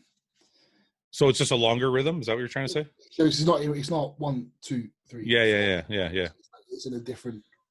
Okay. It could be in 4. It could be in 7/4. Yeah. Okay. I think I understand what you mean.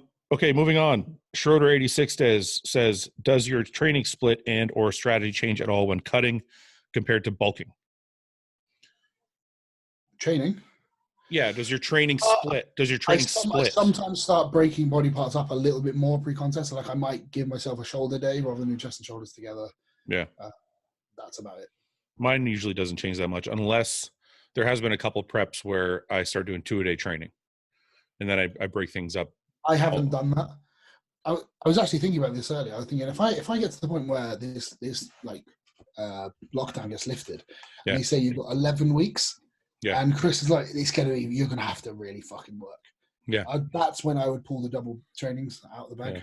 Yeah. I think obviously it's going to be dependent on a case-to-case basis, but for me, I think it's only good for 3 or 4 weeks.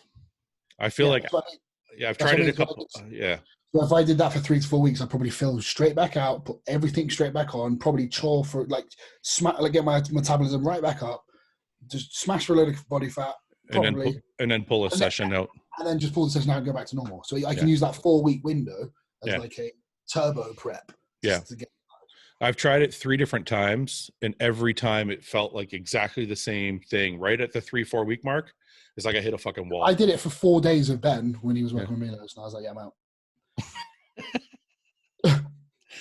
All right, we've been on for a while. Let's take a few more. Oh, people were making fun of us last week because we said bye, and then the show lasted like 40 hours. I love how people make fun of us every week.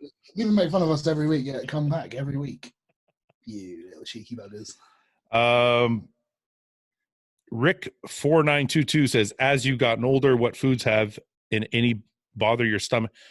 Guys, I can read. Sometimes the questions are like written differently, so I'm just going to preface that. But as you've gotten older, what foods bother your stomach now that didn't bother you when you were younger? Chicken and greens seems to bloat me now, but at 41, but never used to. It's likely the greens. Also, lactose fucks with me now. Okay, lactose always fucked with me.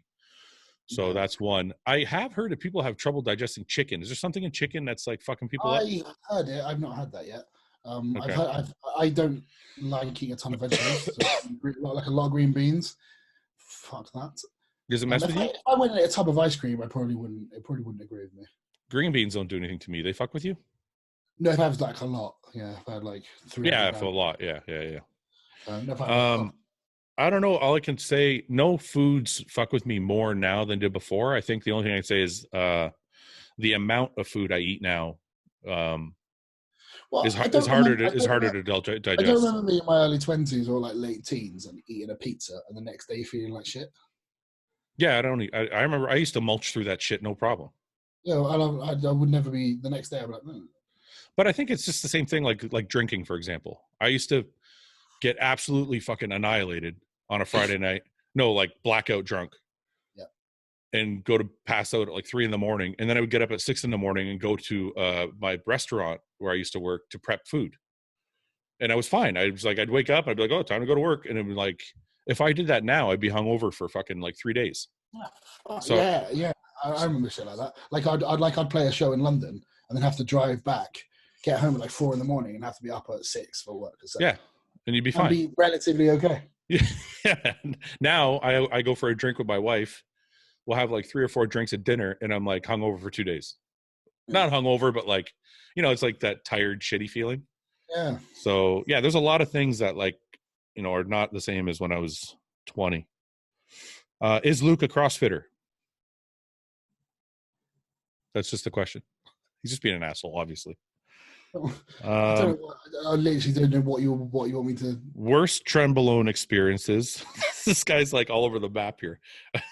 Worst trenbolone experiences or worst. Is this the same question? It's the same question. Worst trenbolone experiences or worst anal experiences. I'm not going to answer the second one. The first one. The worst. All I can say is coughing. I've had some bad trend shots where I just cough. I think that's about as bad as it gets. Me was in the past. When I kind of discovered that it really fucked with my stomach. Trend does? Yeah, like if I go over like 200 a week, it's yeah. I get like I vomit. Really? It gives me it's bad. I never found that. I never found any stomach issues. For me, it was like sleep. Yeah, that's a big one. Like, it destroys my appetite. Yeah. Ruins my digestion. What about worst anal experiences? When they don't let you. Has anybody ever? What? When they don't? When they're like, nope. When they and then I'm like, well, why the fuck are you here? No, because when that happens, when I'm like, right, it's time, and they're like, I don't know. And I'm like, hang on, you signed the waiver. Yeah. Seriously, what happens? I actually want to know because you're insane about anal. What happens if a girl comes over and you like her and you're trying to fuck? And and then you try and go there and she's like, no, what happens? Because they wouldn't, because I'd know way in advance whether she was into that or not. You ask everybody ahead of time? I don't ask them. It's like normally in this day. No, but I mean, like when you're talking, when you're talking with a female, you usually find out things in advance, right? Is there any females that you're not talking dirty to before you get to the sex part, or have you already covered all that?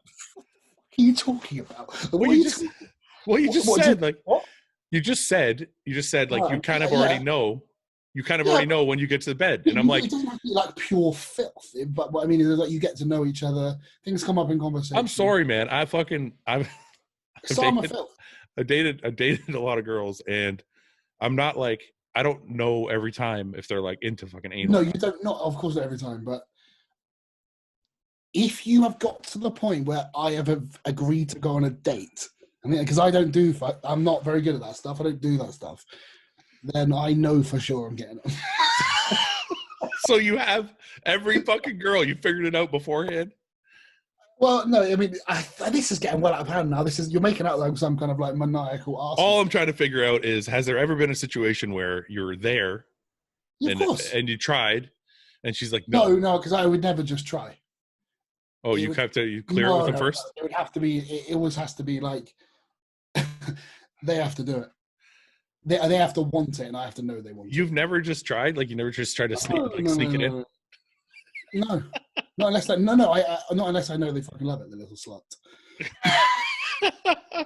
No, I wouldn't do that, because I think that's just a bit, I think that's crossing the line a little bit, is it not? Like, especially because if you don't know for sure, and you it's not crossing the line. I'm not saying you like have to slam it in there. You can just kind of, you can point it in that direction. Oh yeah, you can start having a little fiddle.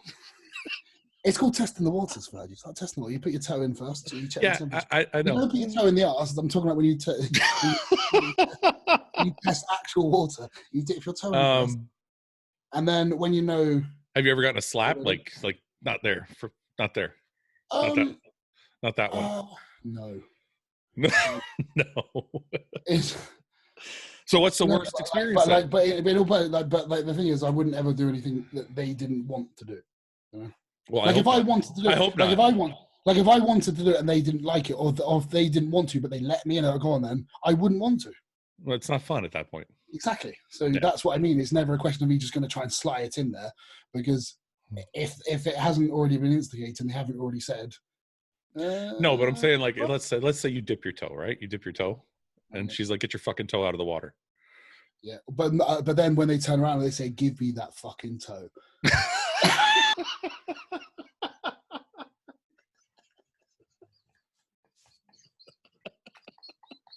You're such an idiot. Well, that's game on. Yeah, of course. And that's when you dive in. Yeah. Should we end the show on that note? All right, Luke. See you next week. See you there, man. There's no coming back from that. But no, it's the I haven't really had any bad experiences, because I think people have got massively the wrong end of the stick. Has anybody ever shit on you? No. Not on purpose. Not on purpose. Well, not on purpose. I hope not on purpose. If you play with fire, you're going to get burnt. And I don't mind a bit of fire is fine. I can fight off a bit of fire. So you've had a bit of fire.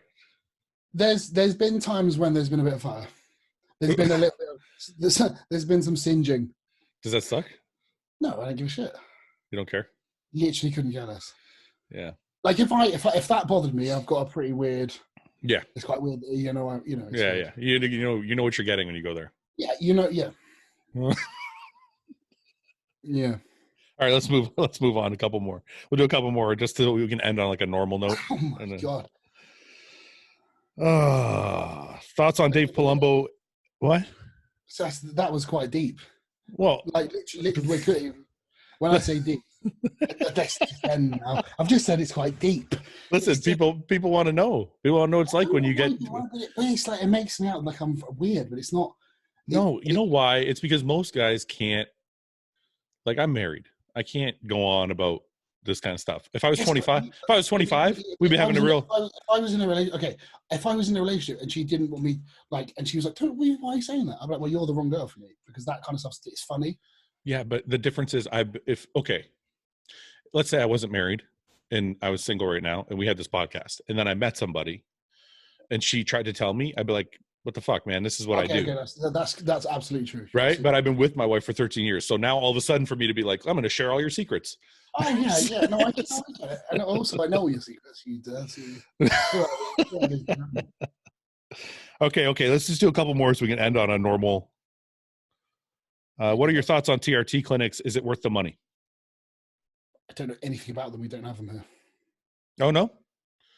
I don't really know what they're about. It's like you go there, you get your blood work. They can.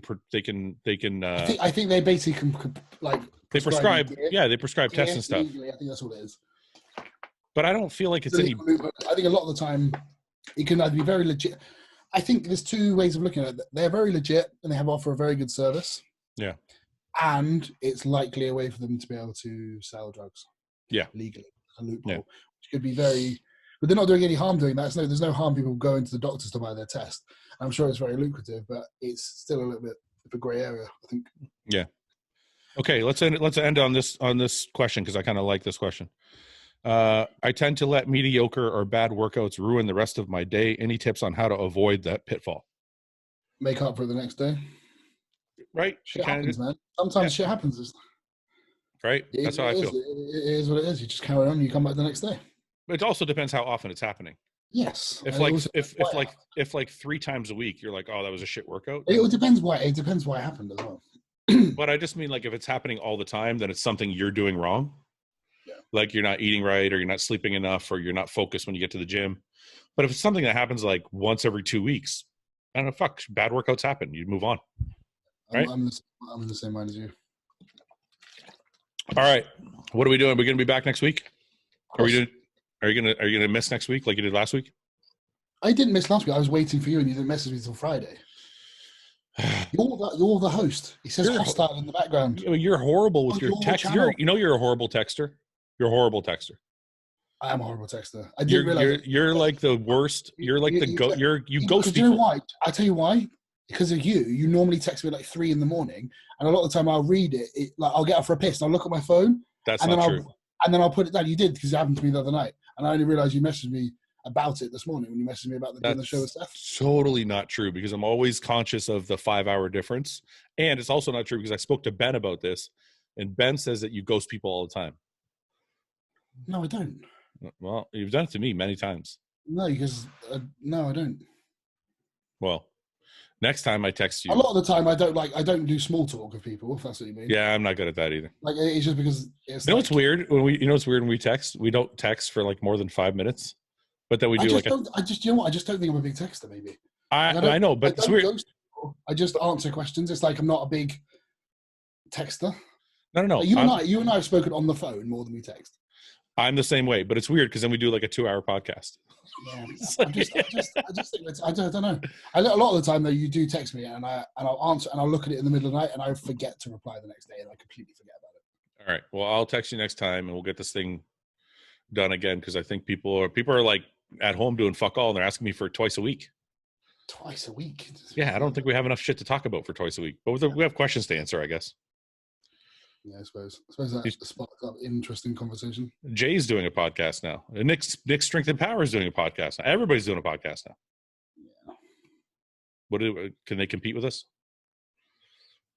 Probably not, because I know they're all going to be quite serious. Jay's not talking about dipping his toe in the water. He should though. He should. Can you imagine how good that would be? Like, I reckon. To have a question, like to have like a discussion like this with like Jay, and him just be honest, like I am. He would never. Why?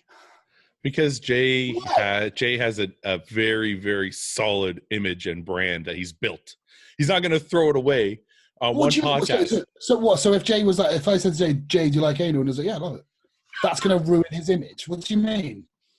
I've never said anything that strange that's going to ruin that. Look, I've never said anything. You have an image and a brand, right?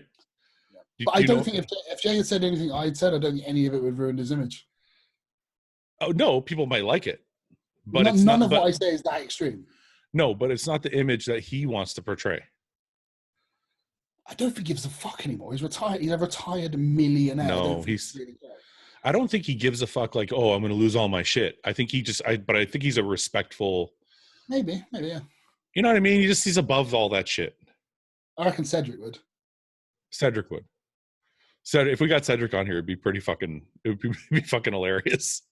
He just doesn't. I don't know. He's weird, man. I messaged him like a few weeks ago. He's like, I don't know. I'll let you know. This and that. I'm like, okay, whatever. I reckon I get so many people now messaging me saying you're a bad texter. You? Yeah, I reckon I am now. You probably are. The fact that you're still thinking about it means you know something. No, it's because my phone just buzzed. That's why. I think. Do you know what it is? I think it's because my phone is constantly going off. Yeah. I just don't have conversations. I just answer the message and leave. Or if I don't need to answer the message, I just don't answer it. If somebody tells me something, I normally just like it, or I've read it. Good. You have to confirm, like you have to respond and confirm that you. Yeah, a lot of times I say like, how many times have you? I just sent a thumbs up back. Yeah, that's cool. I do that too sometimes. Yeah, that's it. Look, and just acknowledge it, because it's like my phone is constantly going off with its emails, Instagram, Facebook, WhatsApp. It's not so much. How do you know? How have you built so many? I don't want to sit on my phone all the time, just fucking answering people. Can I ask you a serious question? And I know we said we were going to go, so people are going to fucking rip me apart again for going on. But I have to ask you a serious question, and this is something I did wrong in my career that I've noticed that you do right. So somebody asked me if there's any regrets I have in my career, and the only regret I have in my career is that I didn't say yes enough to guest postings and appearances, and like I didn't make enough connections and network and meet people and all that. You seem to have met everybody and like know everybody. How did that happen? Not really. Dude, yeah, it's true. You're like, you know what I mean? Like, I don't think that's true. It is true. You were talking to Greg Goliath yesterday on Instagram. I'm like, how does he know Greg? That guy, right? This but guy, he's also a drummer, so maybe that's why. I had no idea. I had no idea about any of this. And because somebody said on one of the questions, "What do you think about Craig?" And I was like, "He's a bellend." I saw that. So he messaged. Were you being serious? Yeah. Oh, why? Do you know him or no? Because he comes across as a bellend online. Like, I don't know the guy. I don't follow him. So wait, let me. This is actually quite interesting. Okay. So all I ever see is like somebody will write about, this coronavirus is terrible, and his comment will be, "Sup, get huge." I love that. I'm like, you're a bellend. There's a time and a place, and people mistake that bellend is like a less harsh dick. It is. It's like, bellend. It's not that serious. So he messaged me. He was like, "Sorry, is there like a problem between us?" And I was like. And I was like, well, I said, you're a bellend. He was like, how do you mean? I was like, well, and I explained, I said, I'm saying you are, I said, I don't know you, but you come across as a bellend online. I said, is it an act or are you a bellend? And he was like, yeah, I'm a bellend online, but I'm actually not. And then now we've been talking all day and the guy's a fucking legend. Yeah. And everything he talked to me about, I knew nothing of. I don't think anyone else knows any of this stuff. All I know is that he's fucking massive and he's a drummer and he's hilarious. No, he's not just a drummer. He can play drums, but he actually plays guitar and sings. That's his two things. He's a massive metalhead. He's a multi-instrumentalist. He's fucking huge. Yeah. And no one knows any of that shit. Yeah. Like, and that's the kind of stuff that if he put more out of that, less people would be like, this guy's a bellend. Because he knows full well that publicly, when people just have no idea who he is, they just see what he is and they just think, when you say bellend, is it? It's not like calling somebody a dick, because that's what I thought it was. It's not as strong. It's not as strong. It's like it's like saying somebody's a jerk off. Like, he's a fucking a little bit. It's like a bit tongue in cheek. It's a bit like you're a bellend. It's not like if. So it's not an insult. It's kind of like not really. It's like you're a dick. Because I've heard you use it in an insulting way. But it's not. It's like cunt. You can say that to describe your best mate. So it depends how you say it. It depends on the context. But most of the time, like when somebody says, he's a bellend, it's not as severe as saying he's a dick. That sounds a lot more severe to me. If I call somebody a dick, if I say he's a dick, that's bad. If I say he's a bellend, it's because he just comes across as a bit of a tit to me. I always, I've seen Greg Goliath's comments. He's been around obviously longer than I have. Yeah. I always laugh at the sun. And I just explained to him. I said, I said, mate, I don't know you at all. I said, you got a massive following. All I ever see is pop up is that anywhere. And that's all I have to go on. Tell me that I'm not, tell me I'm wrong. Aside from, so you didn't know Greg, I guess because that threw me. I'm like, how does he know Greg? Actually, I think he should come on the podcast. Actually, I think he's funny. Yeah, he'd probably be funny. Because how did the fuck is he that big? I want to know. I want to talk to him about metal. He's a multi-instrumentalist. All this stuff would be sick to know about him. I don't think anyone has a clue. All right, well, we'll bring him on, and then while you're talking about metal, I'll just sit quietly for 20 minutes while you guys. No, we don't have to talk about bands, but it'd be cool to learn like how he got into that, because he used to play he's played in bands. Like that's what he did. Yeah. And he's fucking good. Oh, maybe we'll bring him on next week. And he lives in Vegas. That's something interesting to talk about. He's like 350 fucking pounds. I know. He's fucking crazy big. Like and like all that. Like if he was just that stuff. Yeah. I'm like, fuck this guy. That's still funny though. You got to admit, this shit's... it was funny the first couple of times I saw it, but when I see it like multiple times a week on everything, same shit, I'm like...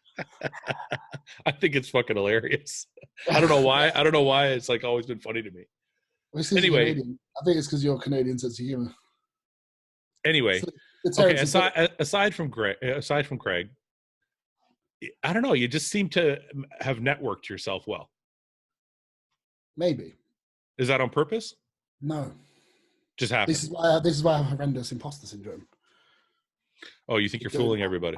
I don't know how I've done this. I've like infiltrated bodybuilding. I don't know how. I don't know how I've done this. Yeah. Because I don't look the part. I like the way I dress and the way I am is certainly not the norm.